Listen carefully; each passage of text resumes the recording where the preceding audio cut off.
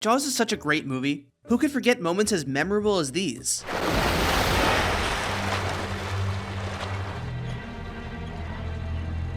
You're gonna need a bigger boat. Sorry, what was that? You're gonna need a bigger boat. Hold on, isn't it "we're gonna need a bigger boat"? People say that all the time. It's so iconic that it's become a figure of speech. When someone's in over their heads dealing with a problem, they say, "we're gonna need a bigger boat." You're telling me that's not in the movie?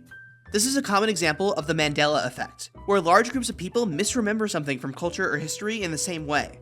Now, the discourse around the Mandela effect can get really stupid really fast. People like to talk about how it's so mysterious that we all remember the same wrong information, and point to supernatural explanations. The woman who coined the term still maintains that it's caused by parallel universes leaking into our own. But most examples of the Mandela effect have really obvious common sense explanations. In almost every case, people are just remembering what they expect instead of what was actually there.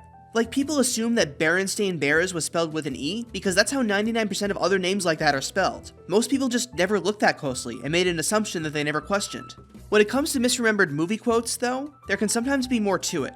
Sometimes quotes are paraphrased to be more concise, like, "No, I am your father," becoming "Luke, I am your father." Some quotes are changed because the original phrasing was awkward, like Mr. Rogers' "It's a beautiful day in this neighborhood," becoming "the neighborhood."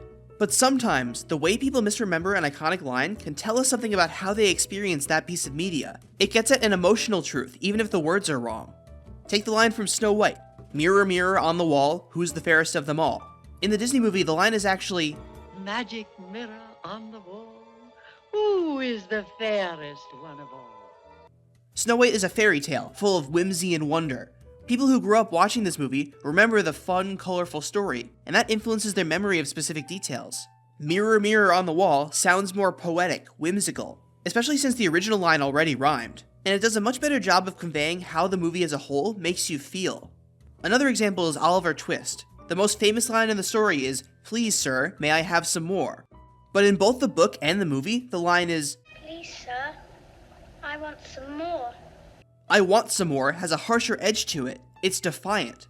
But "may I have some more" is more deferential and pathetic sounding, with more formal grammar, all of which better fits the cultural image of the poor, starving Victorian child. In Casablanca, Ilsa never says the line, "Play it again, Sam." The real line is just, "Play it, Sam." But in the story, Rick is remembering a time long past, when he and Ilsa used to listen to the song, back when they were still together, and everything was better. When we remember that line, it's not the specific words we're remembering, but the feeling of sad nostalgia that it evokes. And that brings us back to Jaws. The reason we remember him saying "we" and not "you" is because this whole back half of the movie is about these men hanging together and taking down this monster, together. We watch them beat the odds and take down the shark while having each other's backs. Even though the boat belongs to Quint, it becomes a safe haven for all of them as the only place out of the water and out of reach of the shark. And to an extent, that all includes the audience. When the characters feel safe, we feel safe. We feel relief when they're on the boat, and our anxiety spikes when they go into the water. So even though Brody never said it, "We're gonna need a bigger boat" is the more thematically appropriate line. It communicates the way the story feels to us in the audience. And that's why it's so, memorable.